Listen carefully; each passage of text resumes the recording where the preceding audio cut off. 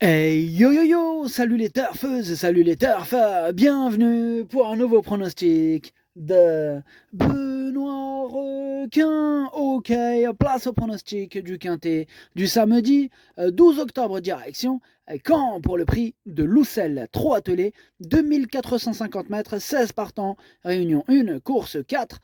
Il y a un rendement de distance de 25 mètres à partir du numéro 9 et l'indice de confiance c'est 3 sur 5. Petit retour sur le quintet de ce jeudi, il y a eu du trouble fait à l'arrivée. Cette vidéo, j'attends avant l'arrivée du quintet de ce vendredi et je reviendrai dessus demain. Ok, c'est parti, on commence le pronostic et on commence avec le numéro 1, Gare, et on n'aura pas les commentaires de l'entraîneur, c'est Franck Delanoë qui est parti pêcher avec Loïc Vaubert. Ont tous deux rejoint le gros bateau de Captain Ian Barbaro. Captain Ian Barbaro, amusez-vous bien. Bref, ce numéro 1, il me plaît beaucoup, j'y crois dur comme fer, je pense qu'il peut en faire souffrir plus d'un sur sa route, raison pour laquelle je l'ai mis à la 4e place de mon prono. On passe au numéro 2, Arcangelo d'Amour, et on écoute Gilles Lefroux. Arcangelo d'Amour, il a été arrêté 2 mois et a fait son retour sur l'herbe. Il n'était pas prêt, je pensais le voir calé, mais il a très bien couru. Il a déjà bien fait à Caen et le fait de courir rapproché ne sera pas un problème car il a très bien récupéré. Pieds nus, je suis confiant car il a toujours fait une très belle course après sa rentrée. En l'empêchant de démarrer, il pourrait finir à la 5e ou 6e place.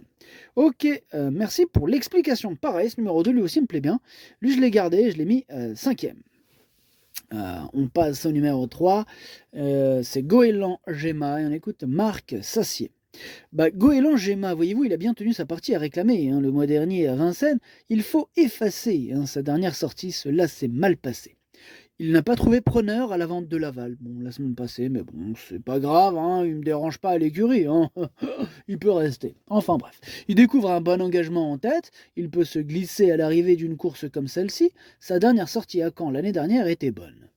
Ok, très bien, Marc Sassier, merci. En tout cas, ce numéro 3, lui, par contre, je ne l'ai pas retenu, j'en ai préféré d'autres, mais bon, je ne l'ai pas non plus rayé, il est en plein milieu de ma petite liste des possibles troubles faits. On passe au numéro 4, Great Dairy, on écoute Didier Brouillet. Great Dairy a bien travaillé cet été sur l'herbe, mais il n'a pas apprécié la piste profonde de Dieppe lors de sa plus récente tentative. Il est sur la brèche depuis un moment et peut manquer de fraîcheur en cette fin de saison. Cela dit, l'engagement est favorable et il sera plaqué devant et déféré des postérieurs. Dans ce lot touffu, il peut accrocher une petite place avec un bon parcours. Ok, bien noté. Didier, bon, ce numéro 4, pour ma part, lui non plus, je ne l'ai pas retenu. Par contre, c'est lui mon gros regret, c'est lui mon cheval de complément 4 non partant. Attention possible, cassage en vue. On enchaîne avec le numéro 5, c'est Gamay des Crouas, ou des Crouas, comme vous préférez. On écoute Hervé Sionneau. Gamay des Crouas se relançait bien à Vichy dernièrement et aurait pris la 3e place s'il ne s'était pas accroché avec un rival dans la ligne droite. Auparavant, il avait gagné à 2 reprises sur l'herbe, il va donc se présenter en forme pour cet engagement favorable au premier poteau. C'est un très bon droitier, il possède suffisamment d'atouts pour accrocher une place à ce niveau. Je trouve vraiment très correct cette explication, j'ai bien aimé moi l'explication d'Hervé Sionneau, ce commentaire m'a plu. En tout cas, moi ce numéro 5, je l'ai gardé, et je vous conseille de faire attention à lui. Il devrait en plus avoir une petite 4 sympathique. Il peut faire mal, attention. Je l'ai mis 6e. On passe au numéro 6, Estia GD. On écoute Marc Sassier. Estia GD, elle cherche sa course avec application. Bon, sa dernière sortie à Cabourg est bonne, d'autant qu'elle rendait la distance. Ici en tête, l'engagement est favorable. C'est exclusivement une droitière. Elle possède une pointe de vitesse acérée, mais il faut la placer au bon moment, voyez-vous. Ensuite, comme on vous dit, Guillaume Martin, il s'entend bien avec elle. Je lui vois une très bonne chance avec un déroulement favorable. Pareil, ce numéro 6, lui aussi, me plaît bien. Lui, je l'ai gardé aussi, mais plutôt en bout de combinaison, un petit peu plus lourd. On passe au numéro 7, Gypsy Tourist, et on écoute Pierre-Louis de Sonnette. Gypsy Tourist, il a gagné son réclamé mardi à Vincennes en allant de l'avant. On s'est rapproché, mais je n'ai rien d'intéressant ensuite à courir. Forcément, c'est plus dur ici. Bon, maintenant il est sérieux, il va faire de son mieux. Il est un peu moins à l'aise en main droite, mais à Caen, cela ne posera pas de problème. Il est capable d'accrocher une place. Ouais, il est capable d'accrocher une place. Je suis d'accord avec Pierre-Louis de Sonnette, ce numéro 7. Lui aussi, je l'ai gardé, mais en toute fin de combinaison. C'est le dernier du pronom. Et on passe au numéro 8, Goldie Smile. Et on écoute Bruno Deslandes. Bah, Goldie Smile, il a le niveau parisien, mais c'est essentiellement un droitier. Donc il ne peut rêver meilleur engagement en tête, hein. C'est un peu sa course. Mathieu Abrivard le connaît par cœur. Il se présente à un mois d'intervalle, un délai qui lui convient bien. Il a travaillé convenablement en n'étant vraiment pas démonstratif. Il sera déféré des 4 pieds. Il a ma confiance. Et il aura d'ailleurs la confiance de nombreux parieurs, car ce numéro 8, c'est vraiment une première chance.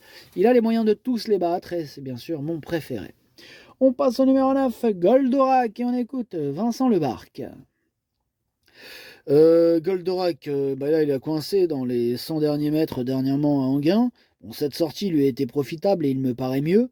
Samedi, bah, il doit rendre 25 mètres, hein, ce qui n'est jamais facile à Caen. De plus, bah, il reste compliqué au départ. Pourtant, il lui suffirait de s'élancer au trot pour accrocher une petite place. Voici le type de cheval qui peut casser du ticket. Ce numéro 9 me fait peur, je ne l'ai pas retenu, on ne peut pas tous les mettre.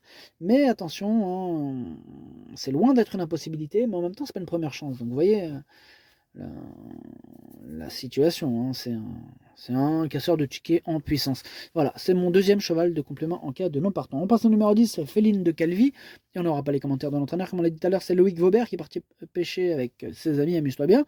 Enfin bref, ce numéro 10, pour ma part, je ne l'ai pas du tout retenu.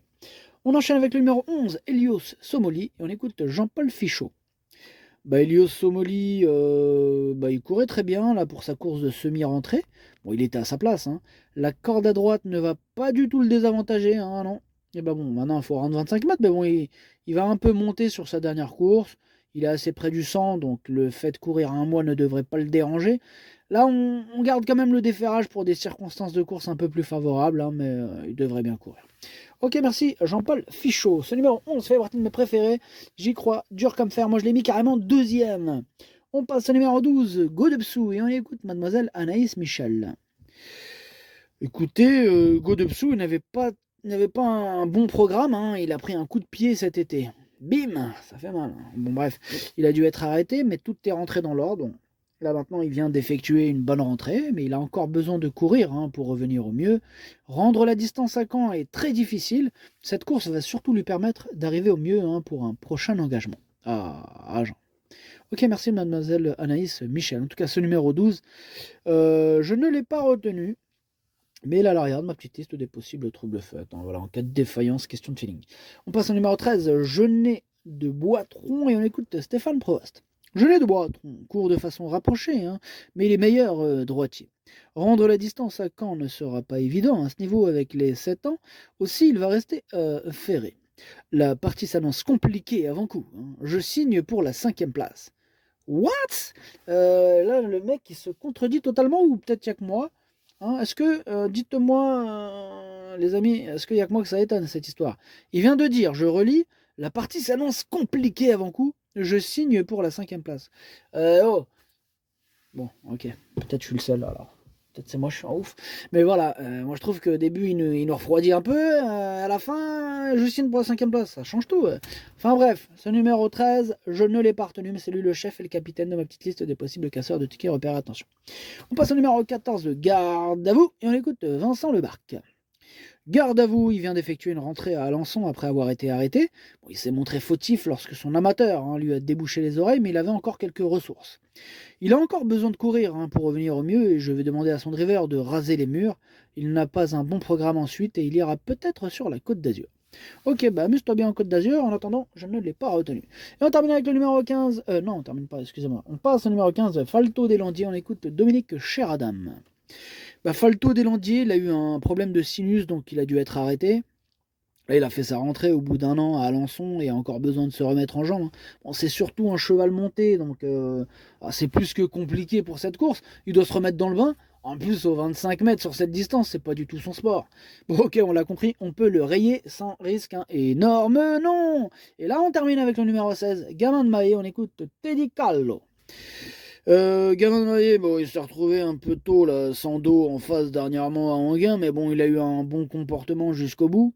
Bon, il est jamais facile de rendre la distance à Caen, mais il a déjà bien fait victorieusement, hein. Avec la bonne course à l'abri, il est capable de rivaliser à ce niveau. Il a sa place à l'arrivée. Ok, merci Teddy Callo. Ce numéro 16 fait partie de mes préférés, je l'ai mis 3e. Le pronostic, ça donne 8, 11, 16, As, 2, 5, 6, 7. Merci d'avoir suivi cette vidéo. N'hésitez pas à mettre un pouce bleu si la vidéo vous a plu. Pour accéder à tous mes tickets pour la course du Quintet, rendez-vous directement en description de la vidéo. À jouer avec modération. Bonne chance. Chopez-le moi. Ciao.